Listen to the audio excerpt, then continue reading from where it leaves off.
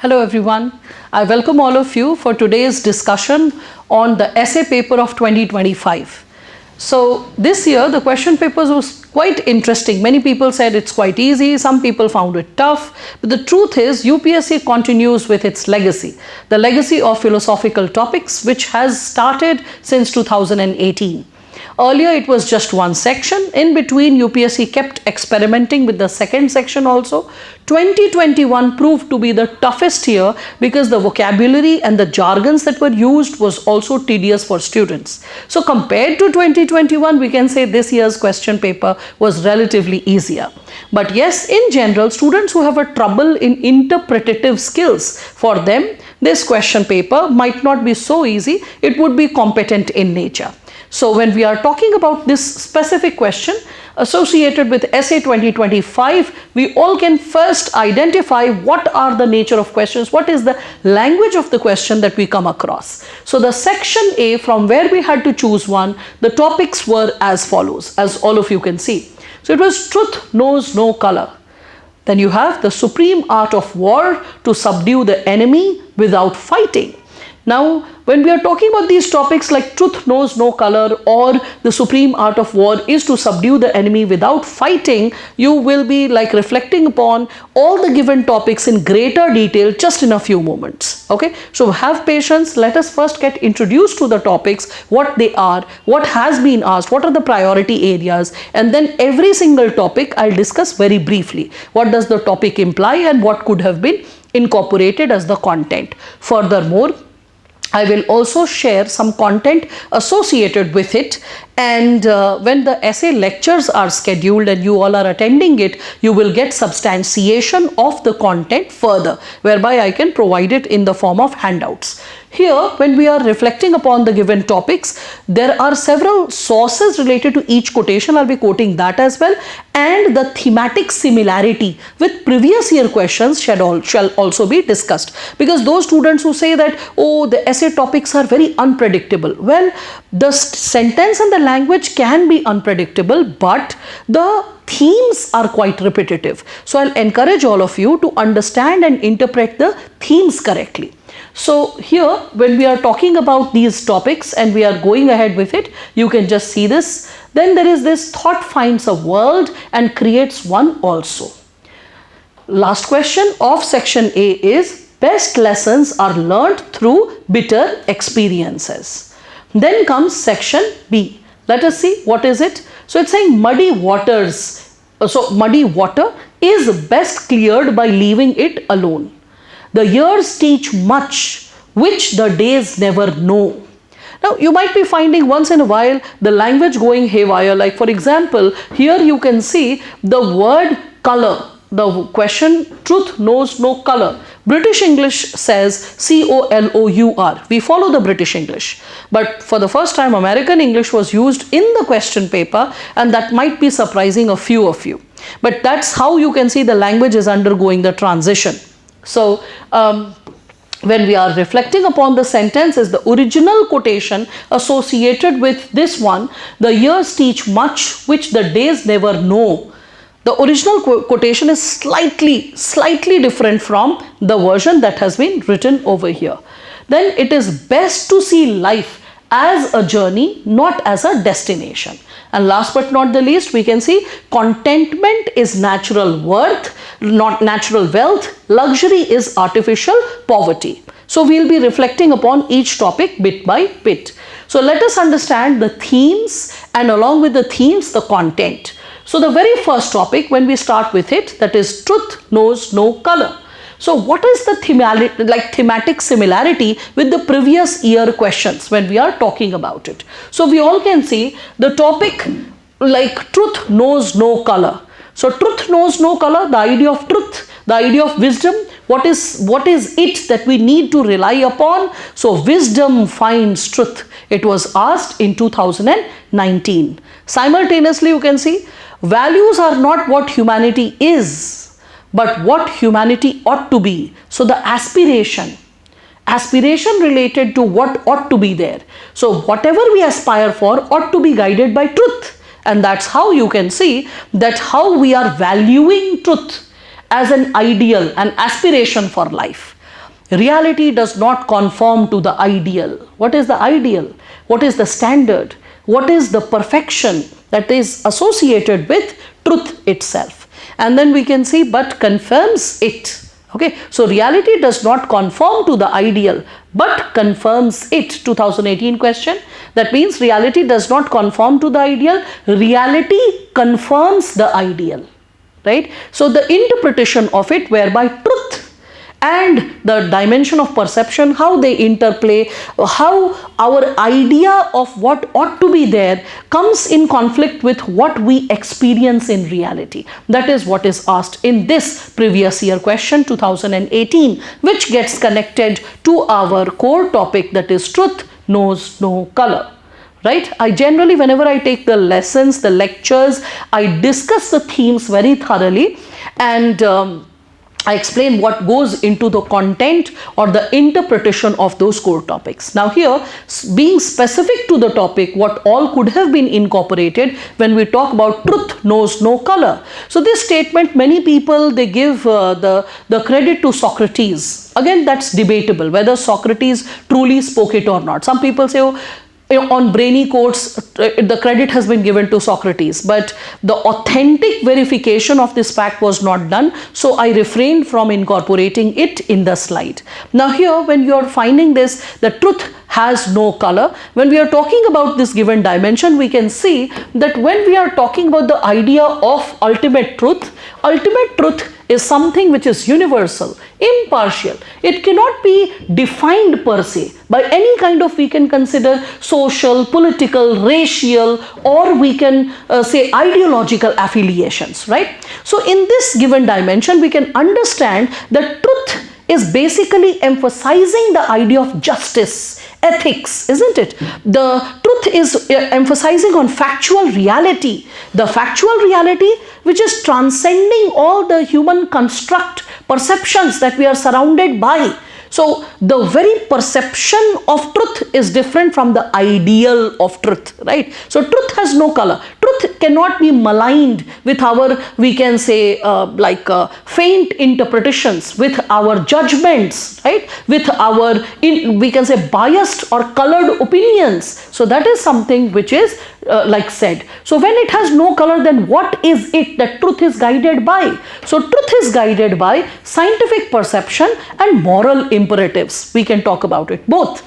Science gives us logical thinking, rational thinking, and moral perception, it strengthens the possibility of societal ideals, the ethical principles, the ethos, the values that needs to be safeguarded or reflected. So truth needs to be treating all the people equally in all circumstances without any bias. All right. And again, we can understand that when it is saying truth has no color. So when does truth attain a color?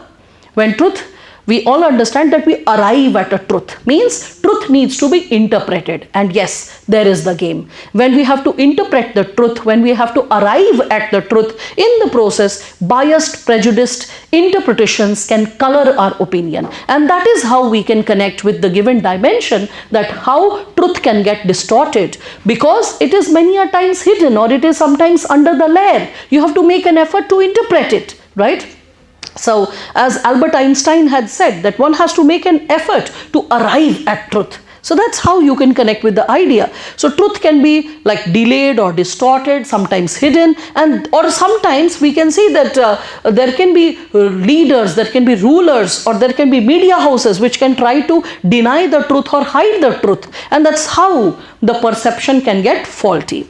So history, it has showed us that whenever injustice has to occur, truth will be played with, truth will be fooled around with, right? So when we are talking about the moral collapse of a society, we all can connect with the given idea associated with truth being played around, prejudice taking over truth, right? So as I would like to quote Martin Luther King, that he had also said, we had also observed that the art of the moral universe is long, but it bends towards justice. And when it is not bending towards justice, truth becomes colored. All right.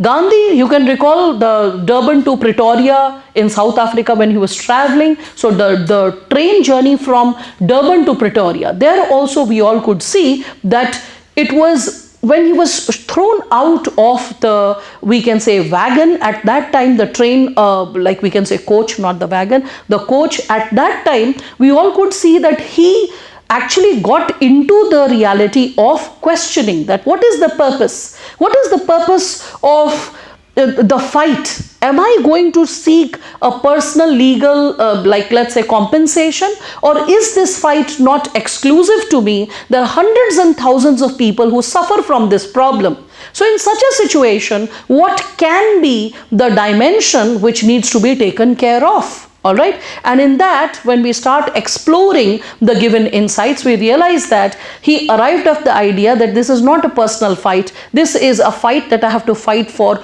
all the people of color. And when he fought for them, guided by the principles of justice, guided by the principles of non-violence, it is then that Satyagraha is born. It is then that from Mahatma, like we can see, Mohandas becomes Mahatma. So the journey unfolds. It is only when a person is in the quest of truth. So that's what we all can connect with when we are discussing the given idea of truth, whereby we are guided by humanity, okay? And when we are guided by humanity towards, we can say, freedom and justice. So I hope all of you can connect with this given perception. Furthermore, when we are talking about the second topic, let us try to understand what the second topic is gauging with. So this is saying that the supreme art of war is to subdue the enemy without fighting, right? Let us see the thematic like comparisons associated with the topic. So with great power comes great responsibility, right? Now you see this, the thematic similarity between the two. The supreme art of war is to subdue the enemy without fighting.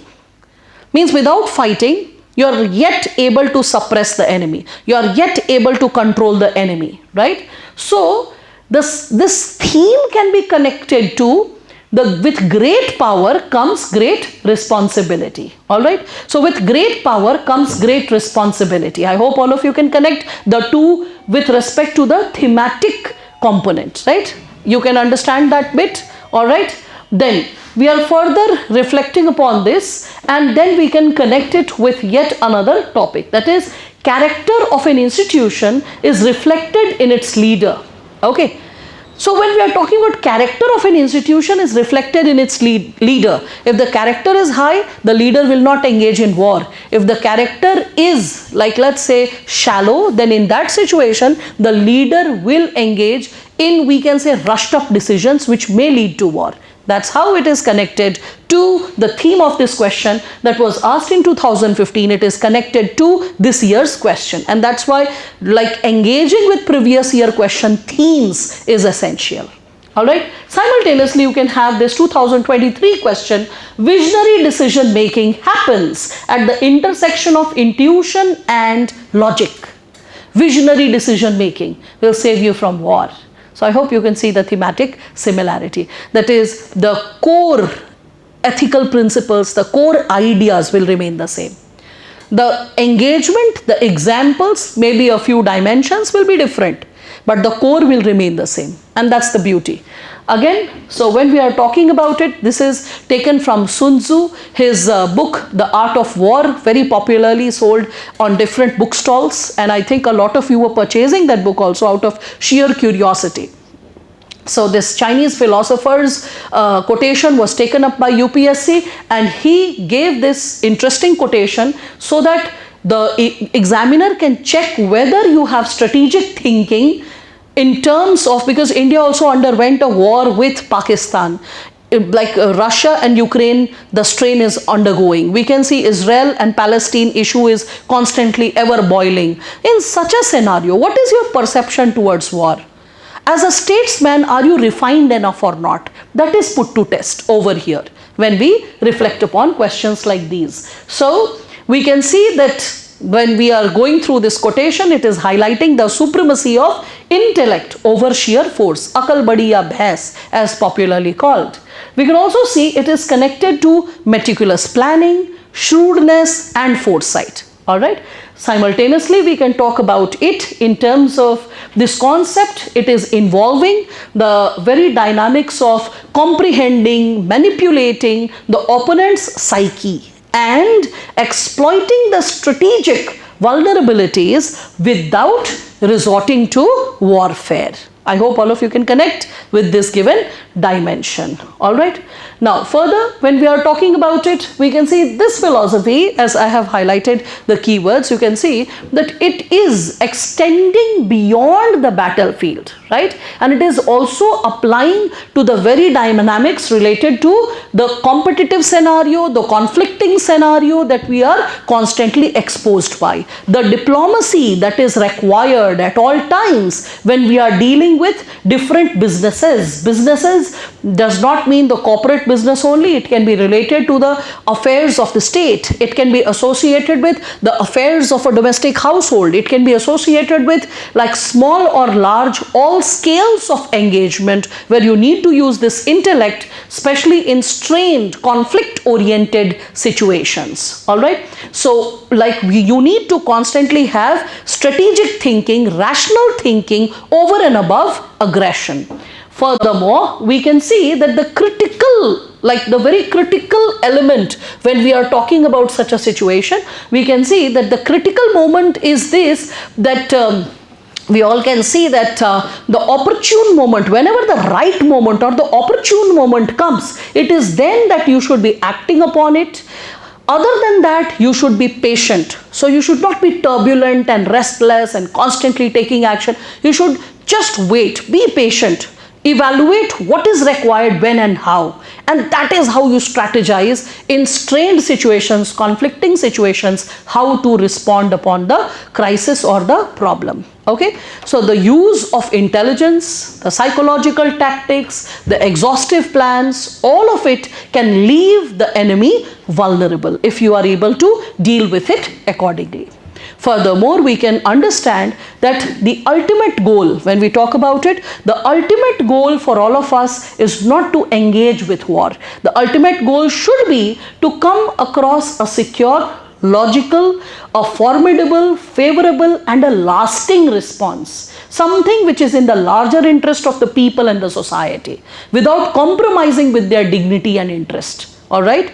So we can reflect upon Gandhi's intervention when we are talking about balancing the moral principle with the noble goals, the deontological approach. We can think of it in terms of why he chose satyagraha. If we would have chosen violence as a means to protest before independence, probably we would have continued with that pattern, and after independence, overnight situations don't change. So as I always say, that because situations don't change, and if you continue to protest via violence, and via violence if we start gaining, like we can say, situations modified in our favor, that will lead to a civil war like situation. And that's why what's happening in Pakistan or Mauritius or in Myanmar is something what will happen when people themselves engage in violence, military junta, coercion, crushing down the people. So for having a healthy democracy,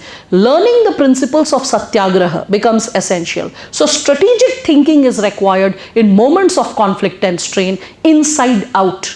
Inside within the country, out with the enemy nations, or with enemy nation again is a very strained and a very crude way to say it. We can say those countries with whom we are having strained relationships. All right. Now, with respect to this, when we further move to the third topic, the topic says, you can see, thought finds a world and creates one also. Thought finds the world and creates one also. We create our own world. Thought finds the world and creates one also. And then many people will be talking about Rhonda Byrne's The Secret and manifesting our own world, right? So this is something which, like, inevitably anyone will be recalling. That's like just unavoidable. So we can connect with this given idea, and the thematic similarity with previous year questions, if we see, we can find the 2024 question was, the empires of the future will be the empires of the mind. So empires of the future will be empires of the mind. Thought finds the world and creates one also. So the empires of mind creating the future creates one also. You can see that, right? Again, 2022, see this. Poets are the unacknowledged legislators of the world. So who are poets? They are creating our world. They are shaping our world of ideas. They are constantly encouraging us to think that what is it that we aspire for, right? So you can recall all the, from like we can say Iqbal to Tagore, different types of thinkers shaping our reality differently, right? So in this given process, when we are further moving ahead, we can also see the 2023 question which said, thinking is like a game. It does not begin unless there is an opposite team. So that the focus on thinking, which is also the core theme of this question, which we have in 2025. See this 2016 question. Innovation is the key determinant of growth. So innovation, again based on how creative, how open, how rationally guided, how humanely guided you are, and that is how the world will get created. Innovation shall be shaping the possibility of the idea of growth. Simultaneously, the doubter is a true man of science. Again 2024 question, thematically similar to what has been asked. So here, when we are talking about it, we all can understand that how human consciousness is embodied. It is deeply embodied by the possibility of the profound paradox that on one hand, we are guided by our reality and our thoughts are shaped by that reality, and simultaneously our thought is shaping the future. So what we are living is also a manifestation of probably what we thought previously. So on one hand, our physical like manifested reality is shaping our present, and the way we think is going to shape the future. So that's why the paradoxical reality. हम अपना सच खुद बना रहे हैं और हम जो जी रहे हैं वो हमारे वस्तु जगत की सच्चाई है. Right? So that's how we all can see that there is a balance, very in-depth thinking, and that's what is required for writing a profound essay where you are able to think, delve deeper. And that's why the mesmerizing impact that you enjoy it, and at the same time you work like more, bring more clarity. I need something more so that I'm able to engage with it better, right? That's why having a thorough habit of reading, voracious reading, and along with that being thorough with GS paper 4 is very essential, because paper 4 also encourages you to think. Other than that, any subject, for any subject when you are reading NCERT, you will see NCERT provokes you to think. It does not provide you facts. Facts is a very coaching like game whereby bullet points, chat GPT like games, right? No. When NCERTs, when you're reading an NCERT, they are little thought boxes. So they encourage you to think. Those are the ideas you need to relevantly pick and engage when you're writing an essay. That's how the content becomes quite, like we can say, qualitatively guided. Same as book time reading or any kind of news information that you are reading which is thought provoking. You should underline it and you should make a diary related to the same, so that such sentences are compiled under several themes and effortlessly you are recalling them whenever you are running short of content in GS or in essay, when you have to engage with a topic in an in-depth manner. Now here, as we are talking about this, so we can see that when you are discussing about the idea of thought, so we all can see that the mental nature, the mental activity has a dual shape, as we were talking about. So it has human experiences also, and it can create the perception of how the civilization ought to be, right? So that's how we can understand that thought finds a world and creates one also, as the topic goes. So the thought is finding our world, it is helping us to discover our world, it is helping us to understand our world, and is further creating the world as well, right? It is building, it is shaping the possibilities as well, right? So this duality is somewhere shaped by our human consciousness. Right? It is something which is associated with our consolidated efforts that we put to shape our future. So it can be a conscious effort, it can be a manifested effort, both. Okay. So manifested in terms of function, action. and conscious effort where we are aware of what we are thinking and we are constantly generating our thoughts in that direction, what ought to be done, in how many ways it can be done. So the thought plus action, when guided, it is shaping our civilization. So that's how we can reflect upon this given topic. Furthermore, we can see the fourth topic, which is talking about best lessons are learned through bitter experiences. Right? The truth is, when the bitter experience is going on, you don't want to taste it. You're like, oh, why is my life like this? Why am I suffering from this misery? What have I done to suffer this misery? But the truth is, once that time period is over, it is then that you realize it was the most meaningful, most learning, most enriching experience in your life, because had the hardship not come, were you not put to test, you won't have able to attain that real breakthrough, that intellectual and emotional breakthrough. And life is truly getting guided and shaped by that very breakthrough. And that's why the bitter times, the hard times are actually tough to undergo. But once you have undergone it, you understand the beauty and the essence of it, the importance of it. And that's why one should always pray that God, even if you give me hardships, give me the capability to bear it, the wisdom to fight it, and the courage to survive it, so that the lessons which has to be learnt are absorbed in totality. Anyway, on this note, when we interpret the question with thematic similarity, all of us can see these are the questions which have had a thematic similarity with it. This 2015 question, dreams which should not let India sleep, right? So what kind of thoughts ought to be there which should not let us sleep? Okay, then we can see this 2015 question guiding us to 2019 one, courage to accept and dedication to improve are two keys to success. So courage to accept, dedication to improve. Best lessons are learned through bitter experiences. So only when we have the courage to accept that we learn the bitter experience, and dedication to improve is something which can lead to a better reality in life. Similarly, ships do not sink because of water around them. What is water? Hardships, challenges, bitter experiences. So ships do not sink because of water. Ships sink because of water that gets into them. If those bitter realities engulf you, so you should not get engulfed. You should courageously fight it. You should be able to cope up with it. Again, nearly all men can stand adversity, bitter experiences. But to test the character, give him power. So one part was getting connected to the idea of adversity, bitter experiences. Giving power seems to be a very healthy and happy experience, but the truth is that it is when you have power, your resilience and responsibility is put to test. Your ethical acumen is put to test. Anyway, further we can see history repeats itself, first as a tragedy, second as a farce. So whether you learned from the bitter experiences or not is put to test in this 2021 question. Alright, as all of you can see this. So when we are talking about this very quotation, we all can connect with Tagore's quotation, whereby he said, faith is the bird that feels the light and sings when the dawn is still dark. Reflect upon this. Faith is that bird that feels the light. The moment it feels, it's about to be sunrise. Sunrise has yet not happened.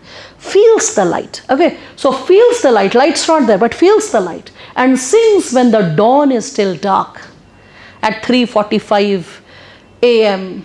in summers, in Guwahati, in, like you can see, Manipur, in Kolkata around like 5 o'clock, like 4:30ish. Or so, 4:30ish, and then you move to Delhi and the same situation around 5:15 when it is still dark, because you can understand the positions of these places. So, and you can further move down south accordingly on the we can consider the same line, and you can just understand that. So this quotation, what does it imply? This implies the same dimension. Best lessons are learned through bitter experiences. Tagore.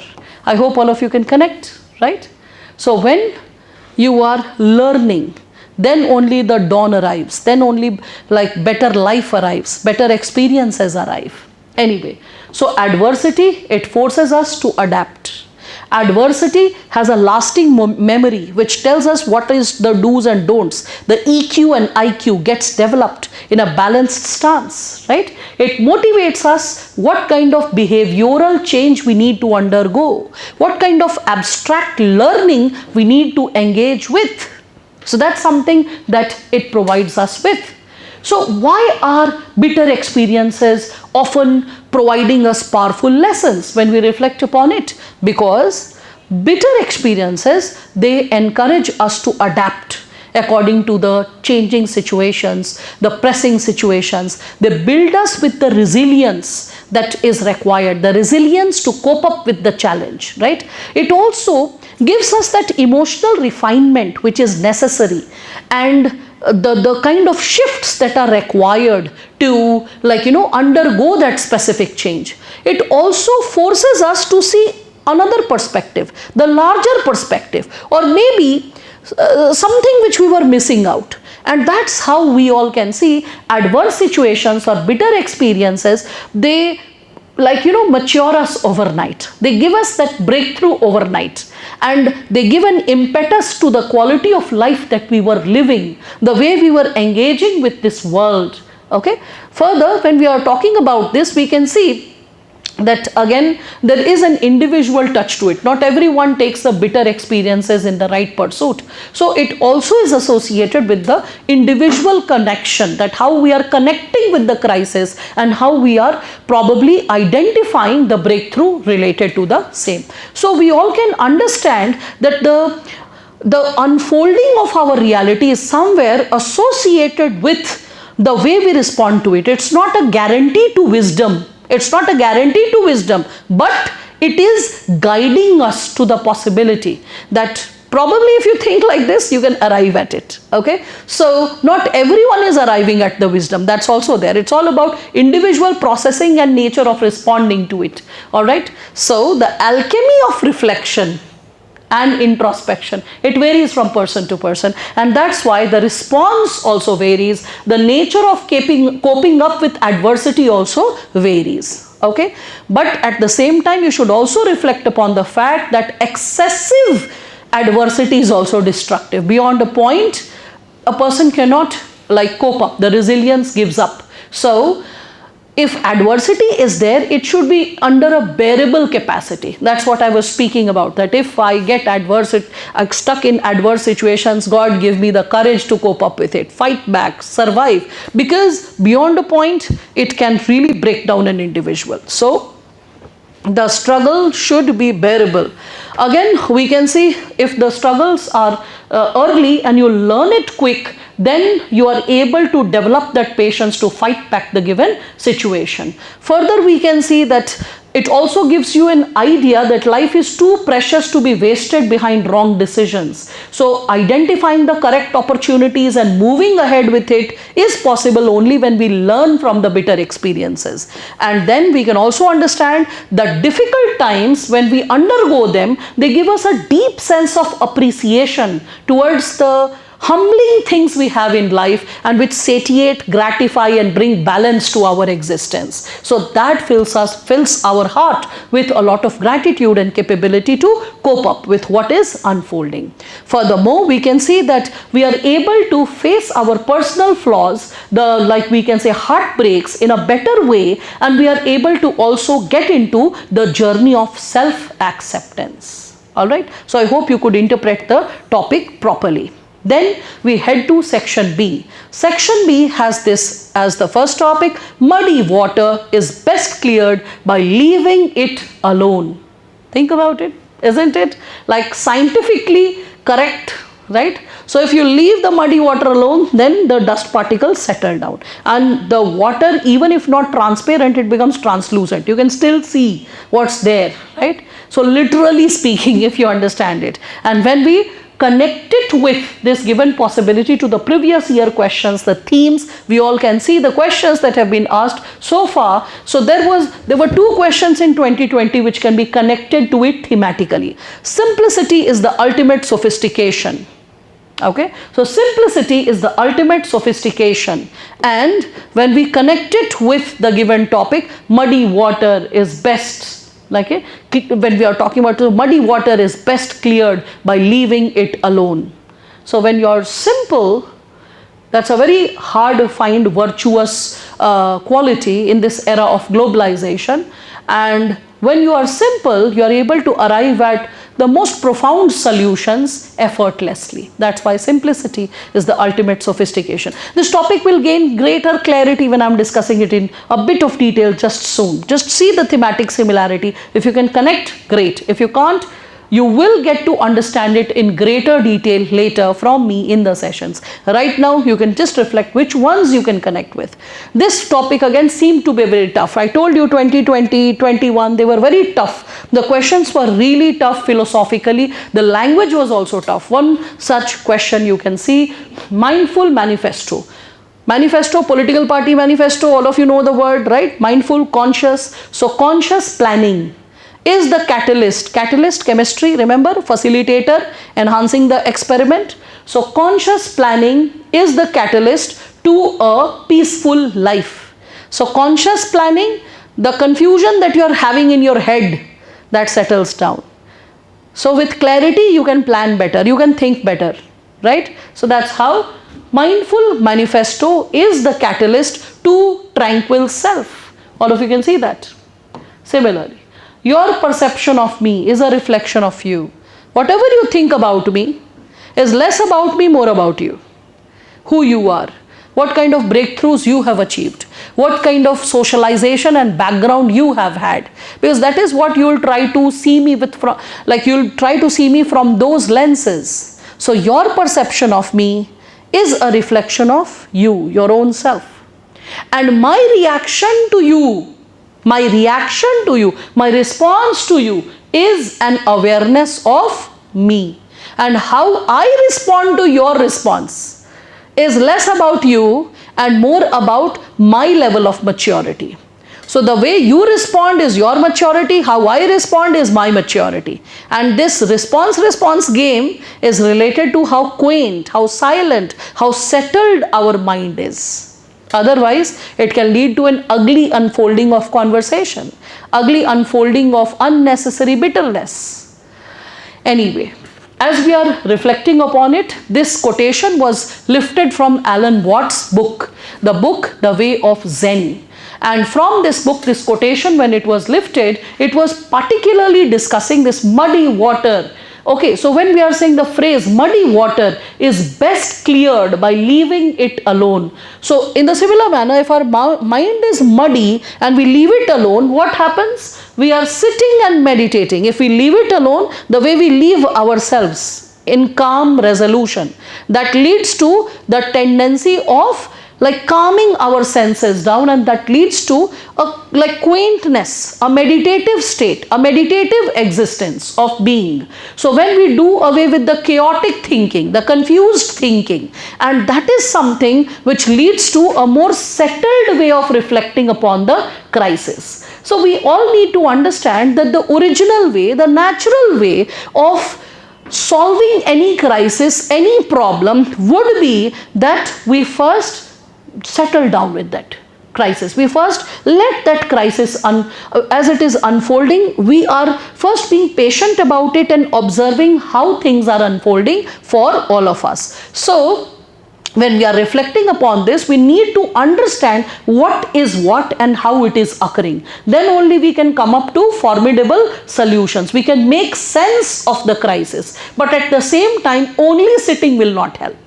Only sitting is also not going to facilitate the solutions. So after interpreting the problem in depth, after understanding with due clarity what is it all about, we also need to perform the action part as well. Okay, so this was the original quotation which we all can see.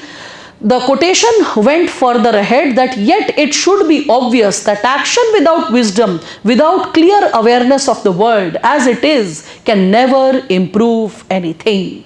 So we not only need to understand what's happening, we also need to understand what kind of efforts are required and in what capacity it is required. All right. So I hope all of you can understand the given quotation, muddy waters, like leave it alone, and when you leave it alone, then things start becoming clearer. Okay. So most of the times we are actually, whenever there is a stressful situation or muddy situation, our brains comes under a lot of clamor, a lot of noise starts, the internal noise, chaos, confusion, unnecessary thousands of thoughts, like constantly gauging our attention and constantly, we can say, evading our logic. That's why settling down and sitting down and meditating is essential, so that we are able to judge the situation better, understand the challenges better, and we don't unnecessarily get into heated comments or unwarranted reflections. All right. Simultaneously, we can think that that's why when we are sitting and meditating, we are able to make a mindful activity, a conscious activity to solve the problem, and that further makes us more skilled to solve the crisis. And that's how we all can understand that sometimes it's essential to, rather than immediately respond or react upon a situation, we first absorb the problem in totality, understand what's happening, why is it happening, and then accordingly, after the introspection, engage with the problem with due clarity, with rational responses, logical responses, time-bound responses. All right. So that's what probably all of you can understand. This also guides us to the Buddhist philosophy, also the philosophy of, like the Buddhist philosophy, whereby we need to maintain equanimity. We need to be sthita pragya according to Gita. We have to engage in nishkama karma, whereby we are conscious, aware, alert, not attaching with the results, but understanding what the situation in totality is and doing as per need, not guided by our shallow expectations or petty desires. It is then that we take the best decisions. All right. Now, so when we are talking about this, we can further get guided to the next topic, that is, the years teach much which the days never know. The years teach much which the days never know. So here the thematic similarity can be connected to a lot of previous year questions when we are talking about it, and we can talk about this given dimension associated with the past is a permanent dimension of human consciousness and values. So the past is a permanent dimension of human consciousness and values, right? So the past is the permanent dimension of human consciousness and values. See this, the years teach much which days never know, right? That means on a daily basis, when situation is unfolding, we don't understand really that change is taking place. But bit by bit, trickle by trickle, one final day you realize wrinkles are appearing. One final day you realize your immunity is going down. Or one final day you realize that probably the body is not strong enough, firm enough as it used to be. So change is happening every single day in micro units. But you are not noticing it when the days are passing by. Like you are staying every day with someone, you don't realize the person is aging. Your parents are aging. But suddenly if you meet someone after a couple of years, you're like, oh, you look little older, you look little fatter, you look like a bit more wrinkled, right? So that's a very simplistic explanation if I give, that's how you can connect with it, okay? The in-depth reality, what needs to get into the topic, I'll be explaining that. Similarly, there is this 2020 question, life is a long journey between human being and being humane. So life is a long journey between human being and being humane. What does this mean? Life is a long journey between human being and being humane. This implies, like human being, the biological being humane, the benevolent being, okay? We can say benevolent self, and whatever we take between these two, from our biological existence to our humane benevolent existence, whatever unfolds between this is what life is all about. This is what life has to do with what is being experienced on ground. Okay. So I hope all of you can connect with this. Life is long journey between human being and being humane, and that is what is the core concern here also. The years teach much which the days never know. So when you are performing every single day, you don't realize, but over the years you realize whether you could become the humane self or not, or are you still guided by the pettiness which our biological being guides us to. So all the people, all the officers who go corrupt are those people who could not overcome insecurity and like greediness, because a person who is secure will not become corrupt. A person who is satisfied will not become corrupt. And for that you need greater awareness, and that greater awareness is the constant teaching that you have to practice to your own self. And that is how after a certain number of years you realize who you become. You may not realize it on daily basis, but you realize after a couple of years. So let us reflect upon this. So the quotation is given by Ralph Waldo Emerson. Emerson, when he gave this specific quotation, it was talking about the value of patience, the value of long-term experience, and also the long-term vision. It is then that we are able to understand that the slow process of simmering of those facts, of how the reality was unfolding before all of us, bit by bit, how it developed the cumulative understanding, how the complex reality of life started unfolding, all right, and how these, we can say, several efforts which may not be visible in a short-term basis, it started unfolding when the larger reality was there. So we should not be guided by short-term perspective of avarice, greed, selfishness, because that is something which will not add quality to our life. We need to be guided by nobler thoughts, nobler ideas. Okay, that's why in civil services we have code of ethics, which is over and above code of conduct, when we have to guide ourselves what is required for us as a civil servant. Simultaneously, you can also quote Eric Foner in his book, Who Owns History? He said that history always has been and always will be regularly rewritten. Why it will be rewritten? Because it depends on the interpretation of how you are seeing the crisis, of how you are observing the journey, of how you are observing that what we were and where we have come. Right? So that's why it will be a response to our new questions, new information, new methodologies, new political, social and cultural imperatives. So that is something which is going to shape our reality in the times to come, in the years to come. All right. So the days, when we talk about it, the days, they represent the short-term challenges and we can consider immediate feelings that we have, and that is something which is going to unfold the kind of skills that we undergo, the kind of overcoming possibilities which are related to the failures that we undergo, and that's something which can lead to the true breakthrough. All right.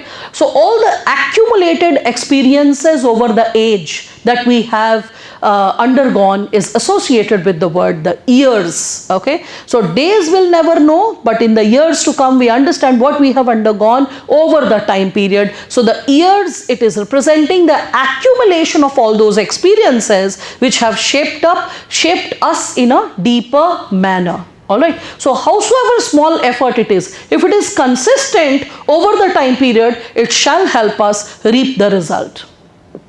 I always say that whenever we are talking about the idea of wisdom, so wisdom is unfolding of darshan, dhyana, karma. Darshan, getting exposed to daily facts. Dhyana, when we introspect over those facts. And when we start implementing those subliminal realities and facts in our daily life, that is karma, the functional reality. So the consolidation of darshan, dhyana, karma, leading to the wholesome wisdom of who we are and what we become. Right? So this is what we all can connect with this given dimension. I hope all of you can connect with it, and simultaneously I hope you are reading the PPT also and you're getting to learn what all insights could have been there when you're interpreting the topic. All right. Now, we can see the 7th topic. It is talking about, as all of you can see, it is best to see life as a journey, not as a destination. It is best to see life as a journey, not as a destination. Yes, that's so very true. A lot of students, they have this tendency because of sheer innocence and lack of processing life so far with a very we can say short-term way. Well, students have this tendency that once I'll become an IAS officer, I shall be happy. Once I clear my 10th board, I shall be happy. Once I clear IIT, I shall be happy. So this very idea of happiness is so elusive because you have made it a goal, and because it is a goal, that's why on daily basis you become miserable. Why to have a sad and sullen face? Why to have a droopy face? Why to have a droopy texture? How about engaging with the larger reality, how things unfold? When you start understanding that what life is all about and what kind of intervention is needed or necessary for it, it is then that you understand what kind of critical breakthrough is required in the way you are processing it or observing it or engaging with it. Most of the times we see life as something that has to be achieved. No, not achieved. It is something that has to be lived constantly. How much soever money I spend or someone else spends, can we get the previous day back? Once it's gone forever. So life is what we are living today, right now, in this moment, and as this moment unfolds. This is what life is all about. Okay, so when we start making this journey joyous, we call this word Satya Chitta Ananda. Satya, truth, Chitta, the heart, Ananda. So when we behold truth in our heart, blissfulness flows, joyousness flows, unconditional bliss. And when unconditional bliss becomes a choice, when the wise heart makes this choice, it is then that real happiness unfolds. And that's what Socrates is saying. Socrates says, first accept ignorance. After acceptance of ignorance, when you start pursuing wisdom and when you attain wisdom, you become a virtuous person, that you attain the real happiness. Happiness which is not conditional. Happiness which is not subjective to the material reality. Happiness which is a constant choice. A constant choice. Summum bonum, Cicero. So GS paper 4, when you are becoming thorough with it, you start understanding from Indian and Western philosophy, from Satya Chitta Ananda to Socrates, you start beholding that, and when you understand that, you understand this basic essence of this topic, that is, it is best to see life as a journey and not as a destination. A thematic similarity can be observed with respect to the previous question, like not all who wander are lost. So all the people who are in a quest, it may be, the word is wander. So you're in a search. It's not like random pursuit. It's not a journey also whereby you are arriving at a destination. So all those people who are wandering, they may be in their own curiosity driven, creative journey which is unfolding for themselves. That's why not all who are wandering are lost. There are philosophers, scientists, seers, poets, intellectuals and think tanks from all the world who are associated with it. Simultaneously, this 2024 question, you can see this, there is no path to happiness. Happiness is the path. So journey, destination, you can see that. A good life is one inspired by love and guided by knowledge. So how should life be lived? The very essence, the very theme also asked in 2018. Life is a long journey between human being and being humane. Life is a long journey between human being and being humane. I just discussed it in the previous topic. So from biological being to the ideal being, and the in-between journey is what life is all about. So life is a journey, it's not a destination. So life is a journey and not a destination means life is unfolding with the experiences, growth, insights that we are constantly gaining. The everyday moment is constantly shaping who we are and what we become, right? So that's the given idea that we are talking about, okay? And the process is quite rich. The process is what we can understand, which is going to provide, we can consider a specific level of insight and identity, and that is what is going to shape our wholesome reality per se.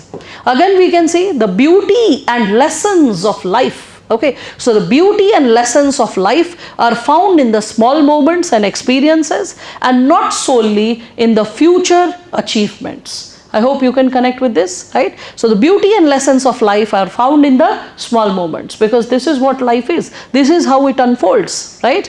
And the person you become and the lessons that you learn is while pursuing those goals. All right, it is, the goals are not so important. The lessons that are being learned, the process that is being lived is more important, more noble than the goals themselves. Simultaneously, we can see hardships, setbacks, failures, they are not ultimate in nature. You have to understand that, because they are constantly building resilience in us. They are constantly making us capable to fight back. And that's why it is essential for all of us to understand that life is more about the journey. When we are discovering ourselves, knowing about ourselves, when we are appreciating ourselves and learning from the very process, that's what life is, and that's what is like the beauty of how it unfolds. So finally, when we are talking about this, the perspective that we need to have in terms of life is what is being lived. We understand that through that we are able to not only reduce the stress that we undergo, because what would be the outcome if we are living life like this, when we are not seeing it as a destination but as a journey? First, every single day will be a fulfilling experience, a balanced experience. It won't be a struggle, it won't be a strain. Constantly we can understand, we'll be able to build our character, we'll be able to shape our character from all the challenges and all the situations that we explore and navigate. Right? So ups and downs in life, they will be helping us to shape who we become and how we become. And then finally we can also understand that this is what will finally promote our wholesome well-being. This is something which is going to really shape who we end up becoming, right? And moreover, we can understand this is something which is going to create a lasting impact by a list of memories that we nurture on our path, on our way to this journey called life, not the destination life, not the happiness, rather what we are experiencing on ground. That's what life is all about, right? And then the final topic, the 8th topic, which all of you can see, contentment is natural wealth, luxury is an artificial poverty. Contentment is natural wealth. You must be realizing, a couple of minutes back I said this given insight, that officers who become corrupt are people who are dissatisfied and insecure. So contentment is natural wealth. संतुष्ट व्यक्ति होना आपको अमीर बनाता है. Okay? And luxury is artificial poverty, because you are trying to prove something with that luxury. Because luxury can be attained even in the simplest things. You don't have to own like a Balenciaga or a Prada or a Louis Vuitton or a Christian Dior to prove a point. You can be comfortable even with the most humbling cotton cloth bags, right? So what I imply to say is that contentment is natural wealth, effortless wealth, like the natural outcome. And when we are talking about it, luxury is artificial poverty. Let's engage first with the thematic similarity, and then what more can be written in the topic as we are exploring our journey. So there was this 17 question first. Let's see. Joy is the simplest form of gratitude. Simplest form of gratitude, simple. Life is not about luxury, right? So life is more about understanding the simplicity of it. Again, you can say philosophy of wantlessness is utopian, while materialism is a chimera. I told you 2021 topics, they were quite exhaustive in their language. Themes were similar, but exhaustive in their language. So philosophy of wantlessness, not having any desire, is also utopian, too idealistic, too good to be true. While materialism is a chimera is myth. Okay, too much of materialism is also illusion. It is disillusion. I mean, you get caught up in the illusion because you never understand where the illusion will get over. You never know, like people, I mean, when I was in 2014-15, when I used to read in the newspapers that some fellow sold his kidney to buy an iPhone. At that time, I don't know, iPhone 10 or something was getting launched. So I was like, God, but iPhone will upgrade itself. And every time the iPhone is getting upgraded, what will this person do about the kidney? So that's what. When we are talking about materialism, it's a chimera. Chimera is a mythological creature, half animal, half human being. But here chimera means maya, like a virtual or an illusionary reality. Okay, so something which is not real seems to be real. That's what chimera is over here implying. And that's how you can connect it with this given topic, that contentment is natural wealth. Okay, philosophy of wantlessness. Wantlessness will come with contentment. But wantlessness, you are completely not needing anything. That's why it's utopian. But contentment, you'll have something and then become satisfied. Whereas luxury means too much of materialism. Okay, that is a chimera. Now here, joy is simplest form of gratitude. We have already seen this. Customary morality cannot be a guide to modern life. Customary morality cannot be a guide to modern life. Sometimes our customs, traditions, family, our background, it encourages us that the more materialistic wealth you have, the more successful you are, the more happy you shall be considered. But is it true? That's the question. Is it true? So this given question guides us to the given dimension of this topic. So first, what is contentment? How it is a natural wealth? So when we are talking about this, we all can understand that contentment, the very idea, it is associated with satisfaction. Satisfaction can be understood and achieved by a person having gratitude in heart, having thankfulness in heart. That person can get closer to understanding the perpetual satisfaction which one needs to engage with when one has to become sthita pragya.